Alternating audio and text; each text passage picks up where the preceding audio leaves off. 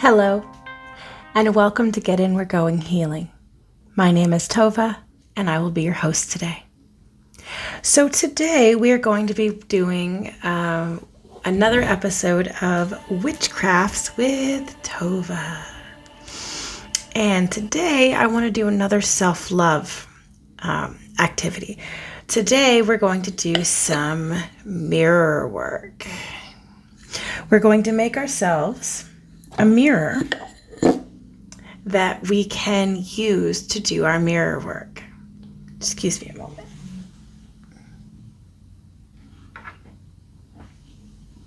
Much better. So we're going to do an activity where we're going to make ourselves a mirror that we can use for mirror work. Now, this serves two purposes. So the first one is this is an excellent activity for self-love, just like our first activity we did so long ago by using clay to shape a figure of our own bodies. If you haven't seen that one already, I'll link it below and you can check that one out. Like that, the idea is to get to know yourself, get to find love for yourself. I found myself on my healing journey using mirror work was very, very effective for me for working through some of my self-esteem issues and some of my self-worth issues and value and that sort of thing, as well as forgiveness and that sort of concept. So in that regards, there's that one element, but in the second element, as someone who's got a background in witchcraft and paganism, scrying and using mirrors, any type of divination using scrying, you can do that. I've got my crystal ball here, is done for scrying. You can also use water scrying of looking at a still pond and then using that to help you discern your future, and you, or whatever question you have, whatever thing that you're trying to work through. And then you can also use mirrors and look at yourself in the mirror and talk to yourself and tell yourself the things that you need to tell yourself. So, or, see what messages have to come through for you. For me, I actually have found that I have gotten messages from my ancestors through mirror scrying, through mirror divination. And it's also been a helpful tool, as I said, for my own healing. So today we're going to go ahead and make one that you can make for yourself.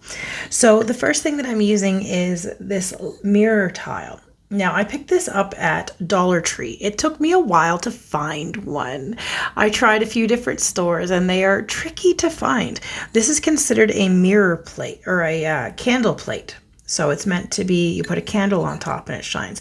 But this serves our purpose perfectly. You kind of want a mirror that you can have in a place that's for you.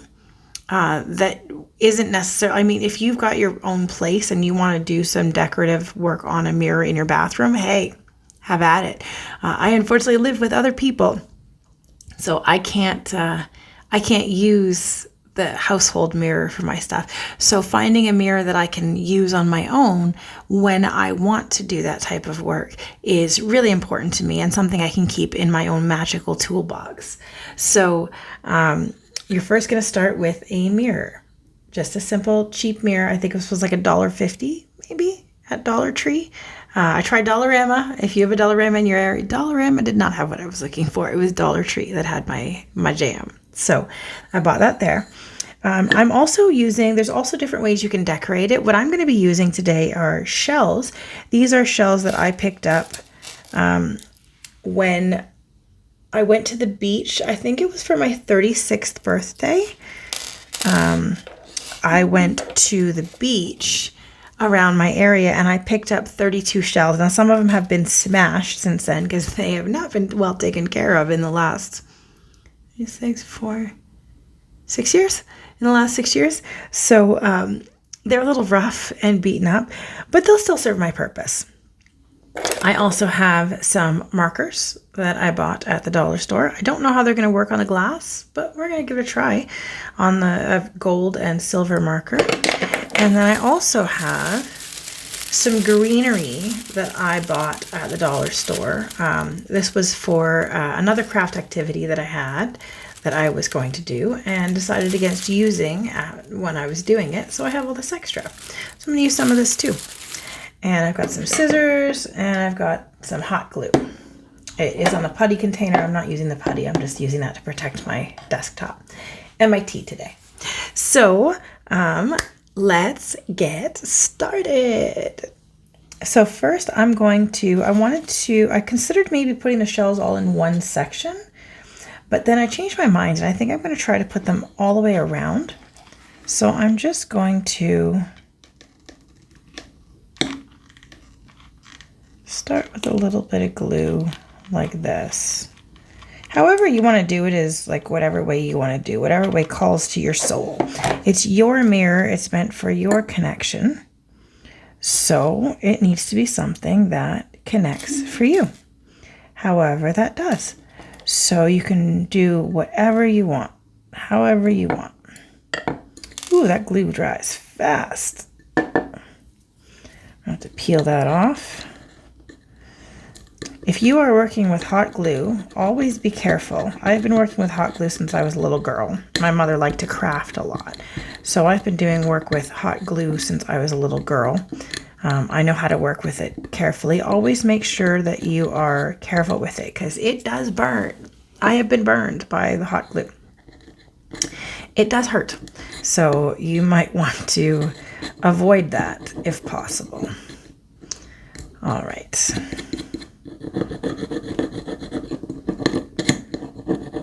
Okay, got all that scraped off. Let's try some more here. Not as much this time, so I don't have to move so fast. Shell, shell, shell. You know what? Maybe I will just cover a quarter of it and like really fill it in. I was thinking about that, then I wasn't sure if that's what I wanted to do. But now that I'm thinking about it, I think I do want to do it that way. And just kind of bunch them in together to kind of fill it in a little more. Yeah, I'm liking that. Yeah, that's the way I want to do it.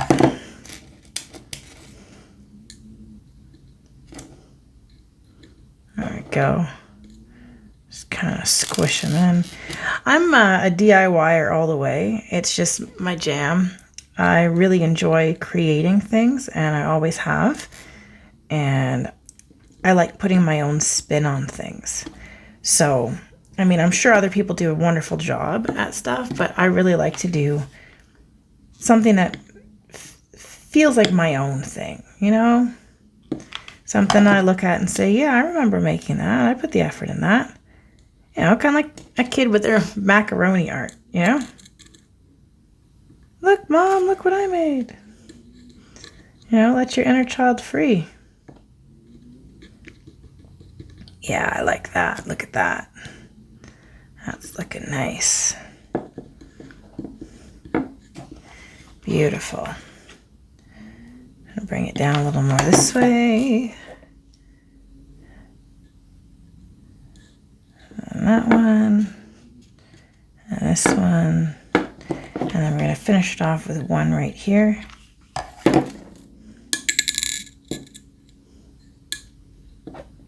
Yeah, I like that. Ooh, I like that. I'm liking that. Look at that. Look at that. I'm liking it. All right. So I'm going to fill in a little more. I'll just kind of maybe raise it up a little bit. Add like some of these little spots. Give it a little height. Like my hair. Height like my hair.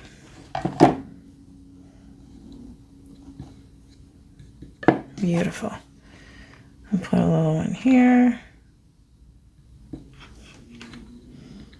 Another little ones there.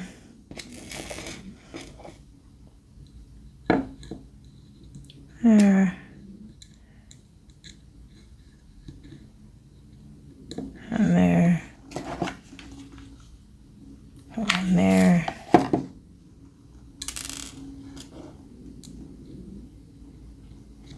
Yeah, I like that. Then we got, what, two more? Let's put them down here.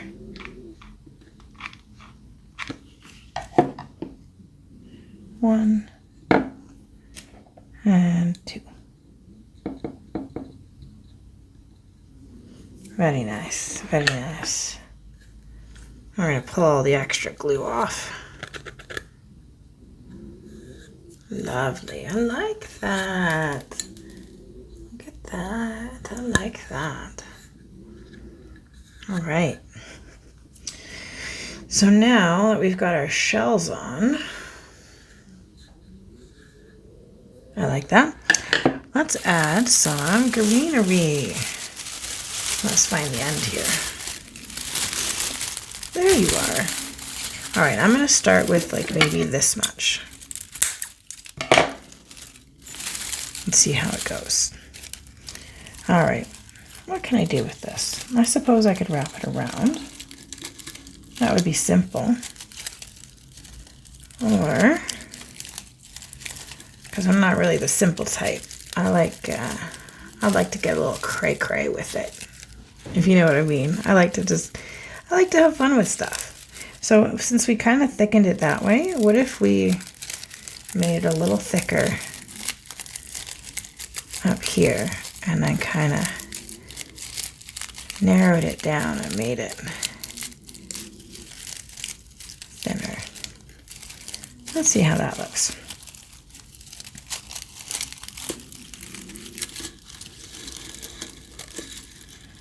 Oh yeah, I like that. Yeah. Yeah, I dig that. All right, so then I'm just gonna put like a whole, oh, I'm almost out of glue. Oh no. Please hold while I get my glue stick. I was not prepared for using that much glue. Oh, maybe you can still hear me.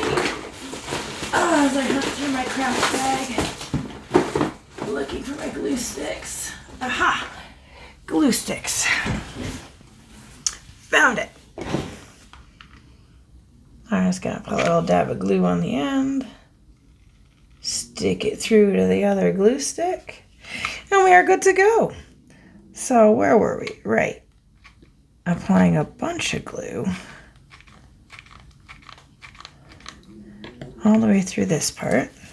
I'm going to stick the thick chunks of these leaves here. I'm going to keep going.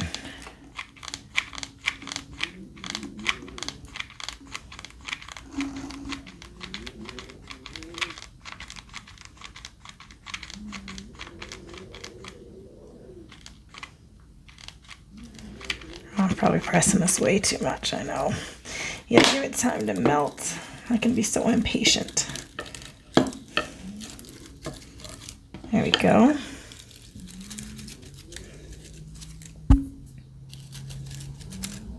Beautiful. And I think I'm not going to glue this part down. I think I'm just going to give it a bit of a twist. Ooh, you know what? What if I tucked it under the bottom and glued it to the back? Oh yeah, I like that. Very nice. Very nice. I think I am going to glue that little spot to the back just to keep it from wiggling around. Beautiful. Oh, I'm very happy with that. I like that very much. Gorgeous. Gorgeous, darling. Just gorgeous. All right. I like that. So, let's see. That's one way to do it. Now, let's say you don't have a glue gun, right? And you don't have any of these frilly things. What can you do? Okay, so that's what I've got the second one for. We're going to try that with our markers and see, because all you really need, some paints, some markers. If you happen to have, like, you know, I've got a bucket of paint sitting over there I usually use for art projects with my kid, or markers, and like you just do your own thing. So let's see if these work. Oh yeah, they write on there nicely. So you can kind of make curly cues. I'm going to make swirlies.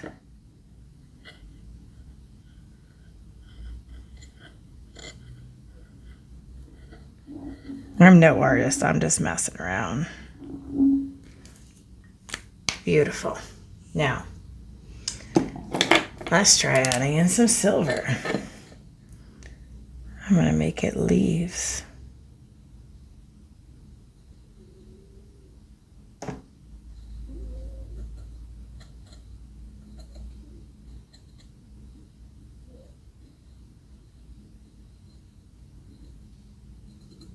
Again, you can draw whatever makes your heart happy. You want to draw some hearts. Check that out. Look at that. That looks so cool. Oh, it does look like it might wipe off. But if you want to put that like with a coating on it to protect it, you can do that. If you want to do this a little more magically, I got you, boo. I got you. Okay. One of the things that you could do, this is your time to put in sigils and stuff like that. So sigils would be like if you want to use runes, if there's maybe specific runes you like to work with. Recently, I was given this rune, which I believe is Yahweh, something like that. And then I'm often a fan of this one, Uras, which I believe is a protection symbol. You could also do, let's say you are more into, I don't know, pentacles. You could draw a pentacle. You could draw a triquetra.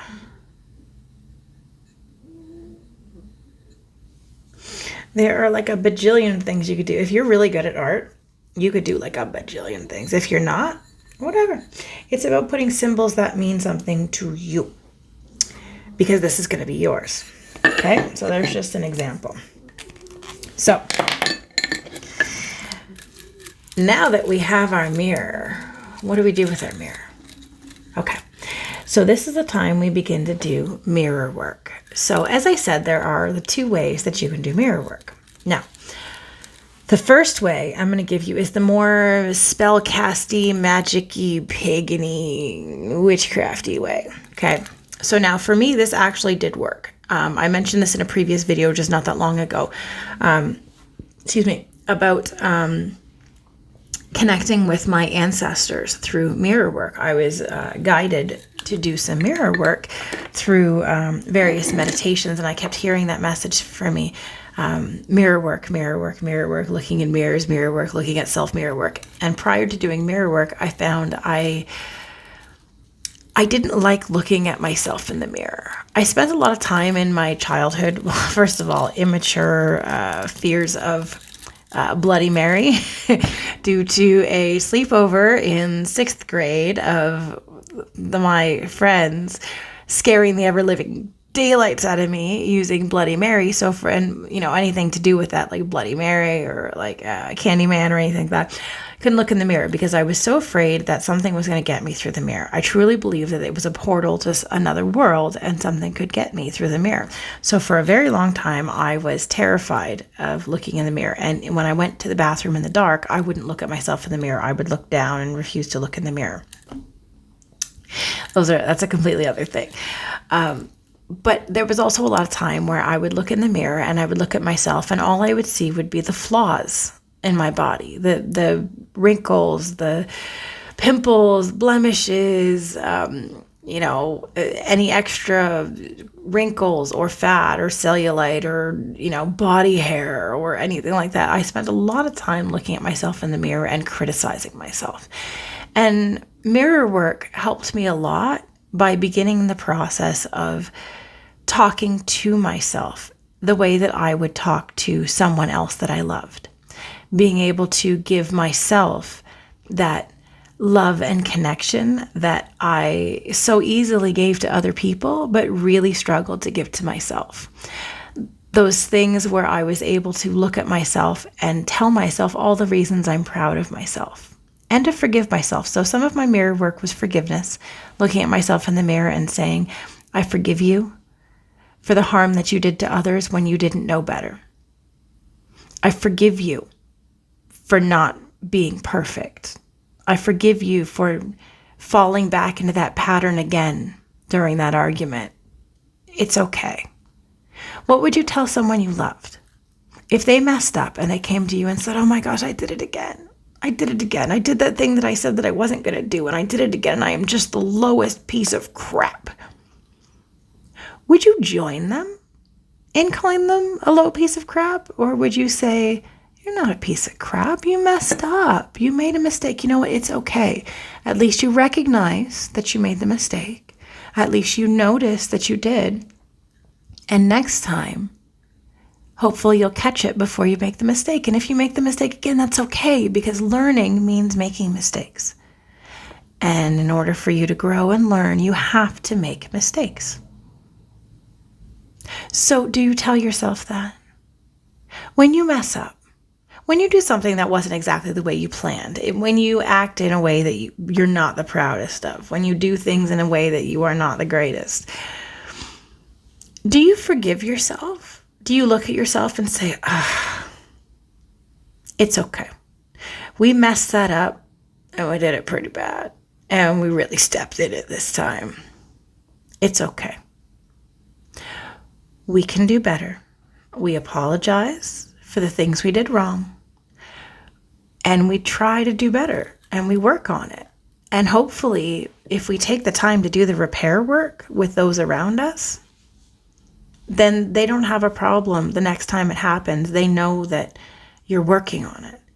It's the same thing for yourself. When you mess up, you say, you know what? I messed up. It's okay. I'm working on it.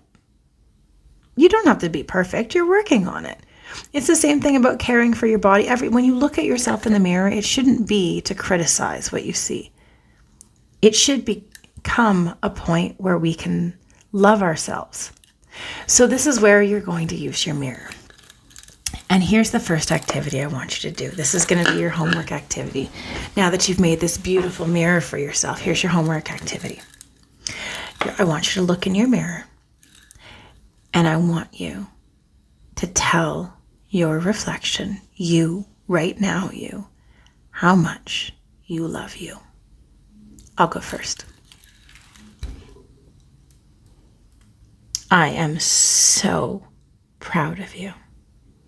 You have worked so hard to get to where you are, and you have healed so much, and it has been hard, but you've done it. Yeah, you made a few mistakes, but that's okay. You're doing great. Keep going. You're doing an awesome job. I love you. Every version of you, every bit of you, every part that you think is unlovable, I love you. You're awesome. Keep going. And for real, that is how I talk to myself. That's not how I've always talked to myself. I have not done that to myself for a very long time. Most of what I said looked more like, how could you do it again? I can't believe you did that again. You're so dumb. You're so stupid. How could you have done something so stupid? You stepped in it again. How could you not see it? You were so stupid. Do you know where that voice came from? That voice came from the people around me who did not have compassion for me because they didn't have compassion for themselves. And so when I messed up, when I made a mistake, they offered me no compassion. They offered me no understanding. What they offered me was criticism and shame and making myself feel bad for making a mistake, expecting me to be perfect. But when we begin to heal, what we understand is that people who do that, that's what their inner voice sounds like to them. They do that to themselves. You're so dumb. You're so stupid. Why did you do that? Why did you say that? Because they feel that they should be something different. They should be different than how they are. And they're translating that to you because you should have done better. You should have known better. You should have known better. Listen, okay? We can only be as good as we are. And that's going to be different each day. That's going to be different based on where your mental state is at, where your physical state is at. If you've done self-care, if you've been neglecting yourself, then you're going to have a hard time, because who's caring for you? If you're not taking care of you, who's taking care of you? And do you expect someone else to fill that role of taking care of you? And I'm sorry to say, but I've learned in my healing journey, if you're waiting for someone else to come and make your life the way that you want, you're going to be waiting forever, honey.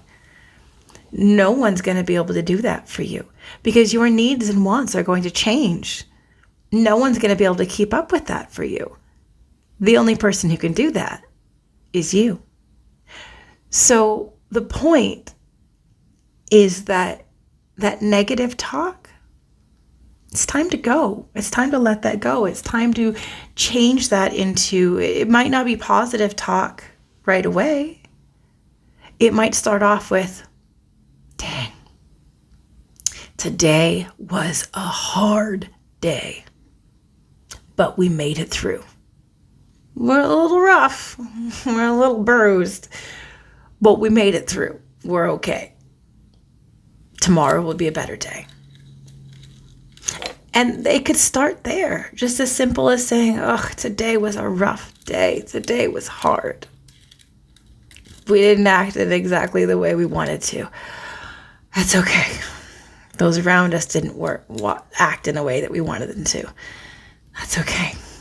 Tomorrow is another day and we can start over. The sun will rise again and we will start again. And we have an opportunity for a new day. It might just simply start there. And over time, you begin to find a point of love and connection with yourself. The other way that you can use this for scrying is to connect with your ancestors. Now, I did mention that I've talked to my ancestors, and there was a time where I was guided to do so. And I looked in the mirror, and what I did was I allowed my vision to unfocus. If you're old like me and you remember the magic eyes that used to be in everything in the 90s, they were very popular, the magic eyes. The key to a magic eye illusion image is to unfocus your eyes, to relax your eye muscles and allow yourself to see through something. Instead of seeing directly at it, you see through it. So in order to see the magic eye image, you had to unfocus your eyes, and then you would see the image in the background. I was a very big fan. I had a lot of book fairs. I took home magic eye books from the book fair all the time when I was in elementary school. So I guess it would have been the 80s as well as the 90s. So these magic eye things, the idea is to unfocus your eyes. Now, the same thing is when you're doing scrying work, whether you're working with a crystal ball or whether you're working with a mirror, or whether you're working with a bowl of water. The method is the same in every case. You allow yourself to unfocus your eyes, and then the image that you see will begin to change and shift. Now, if you wiggle your eyes around, it'll go back into focus. You have to remember to relax your eyes. It's okay if it goes back in focus, but sometimes you'll lose the image that you're beginning to see. You have to remain in like a trance-like space with your eyes unfocused. And that was profound for me, because I'd begun to try to connect with my ancestors and to talk to them and bring them in and allow them to guide me. So when I was at a difficult stage in my healing, when I was acting out patterns that I knew were patterns, but I did not know how to step out of the patterns, I asked for help. And it's always when I surrender, it's always when I release, trying to fix it, trying to do it myself, that the answer comes. So I stared into the mirror and I allowed my focus to relax, and the image of myself began to change, and my natural curly hair shifted to gray, and the entire image, my face got darker, my skin tone got darker, but my hair got lighter into a more gray. My skin tone got darker. The thing that remained was my eyes. It felt like the entire image went monochrome, black and white, and it was just my eyes, my green eyes that I was seeing in the mirror, and they stayed vibrant and bright. In fact, got even brighter, like a neon green, and everything else went monochrome.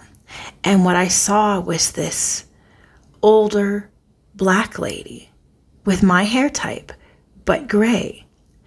And she spoke to me.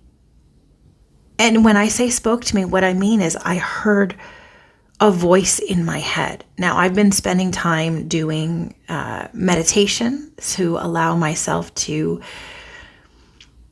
begin to separate my ego voice from messages from others, beginning to practice channeling. It's something that I've been doing since I was young, and I didn't really know how to do it. I just kind of intuitively found it when I was in my late teens, early 20s.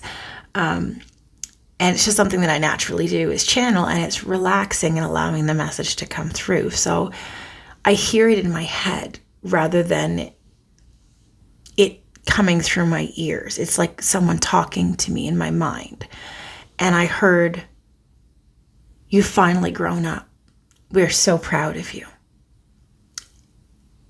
And I hear guidance, like, without going into detail about what the personal situation I was in, it was guidance about the pattern that I was in. It was guidance about being aware that that pattern existed and how to begin to step out of the pattern, how to stop responding to the pattern so I stop engaging in the pattern.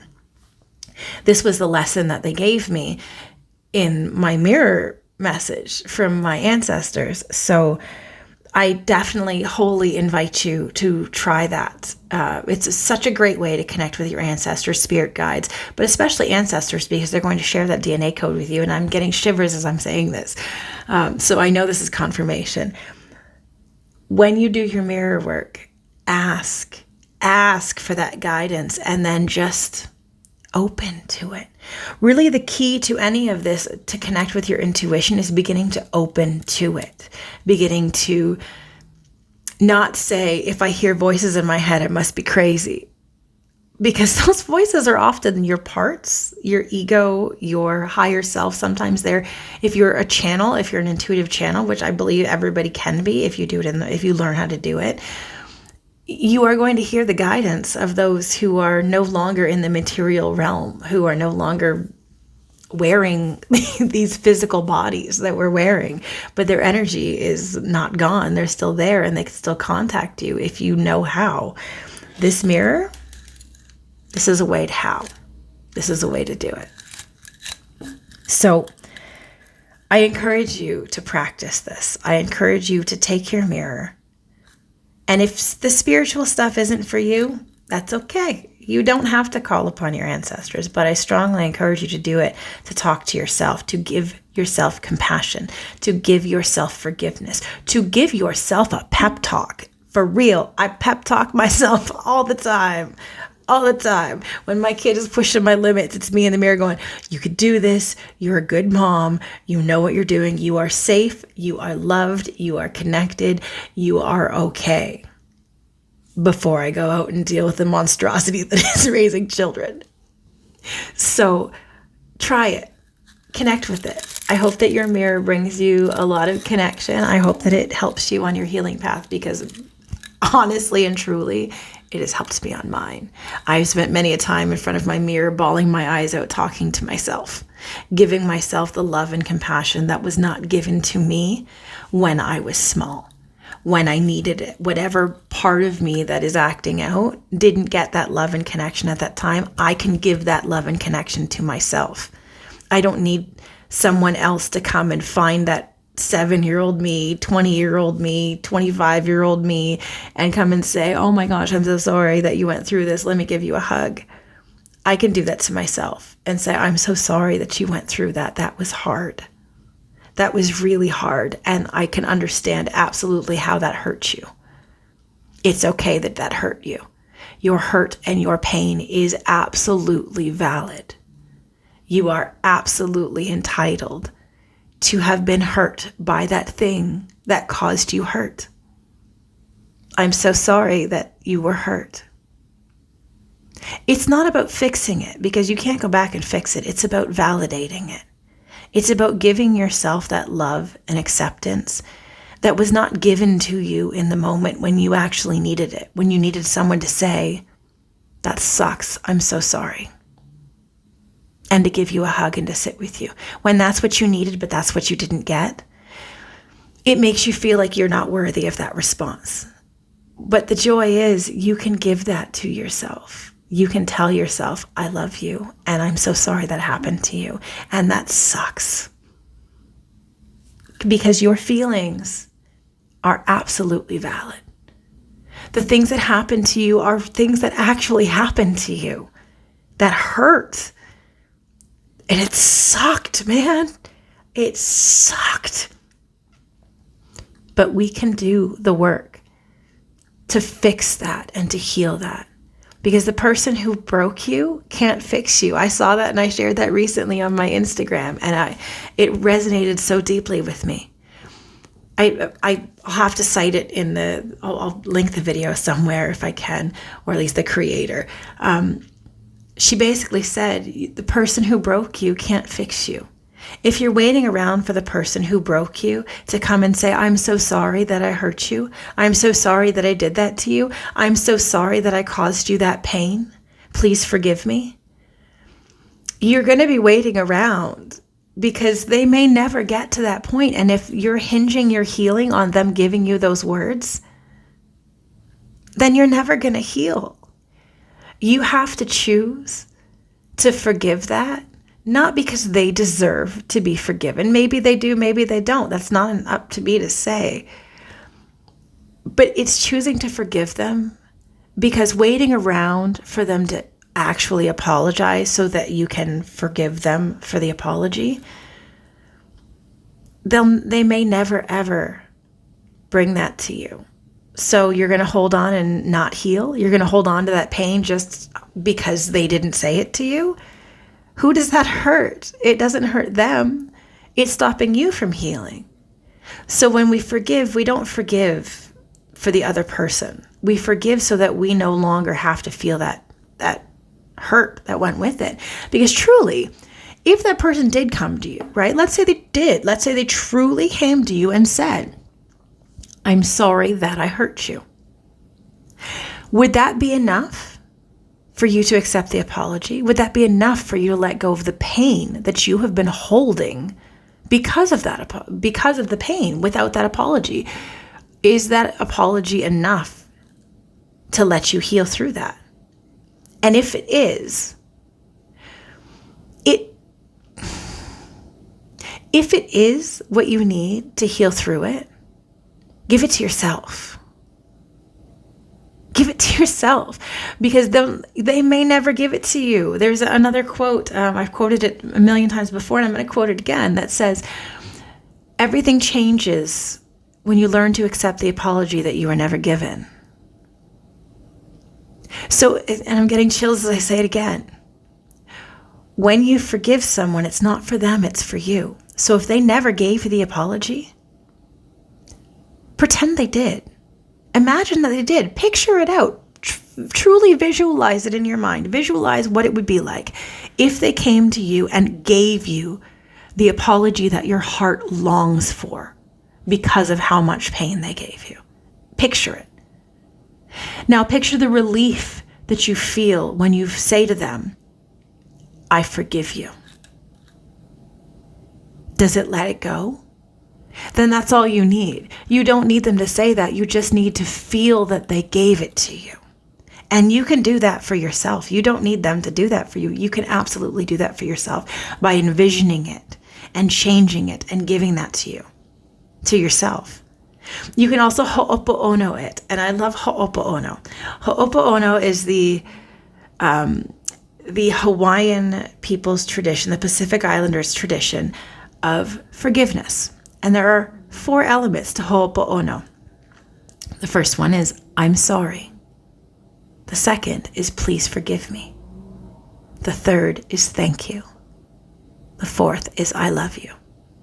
Now, I've talked about this before in my surrender and forgiveness episode of the podcast, but I'm just going to reiterate it again real quickly, because if you want to know more, you can check out that episode, but I'm going to reiterate it real quick right here. The idea is when you imagine it, you might have an apology you need to give to someone else, but you may not be able to give it to them in person, or you may not be able they might not be willing to even hear your apology. Energetically, you imagine them and you say, I'm sorry. And then you might fill in what it is you're sorry for. I'm sorry that I didn't listen to you when you tried to speak to me. Please forgive me. And then you imagine that person saying, I forgive you. And then you say, thank you. I love you. And this is something that you can do, imagining another person doing for you. As we're talking about imagining that other person giving you that apology so that you can heal through it, imagine them in front of you saying, I'm sorry that I did fill in the blank for the thing that they did that caused you pain. Please forgive me. And then you feel that sensation of they apologized and I feel okay with that. And you say, I forgive you. And then they say, thank you. I love you. So you can actually physically do this in real life to someone that you may have caused pain to, or you could just do it in your mind. You could just write it out. You could journal it. I mean, it's all good. But this is an opportunity with your mirror to do it to yourself and look at yourself and say, I'm sorry that I didn't stand up for you when other people treated you poorly. I'm sorry that I made you feel like you needed to change to make them happy. Please forgive me. Thank you. I love you. So please, fellow humans, please take this exercise and grow with it. Please take this exercise and show yourself more love. Because when you love yourself, no one can take that from you. No one can treat you badly and steal their love away from you and take away the love you have for yourself. Because the only person who can take away the love you have for you is you. And you wouldn't do that because you love you. So use this. Begin to build your ability to connect with yourself. Begin to find that love that you hold for you, for how absolutely amazing and beautiful and wonderful that you actually are. So until next time, fellow humans, keep dropping those things that are holding you back from being your best, most authentic, most wonderful self. Love and light.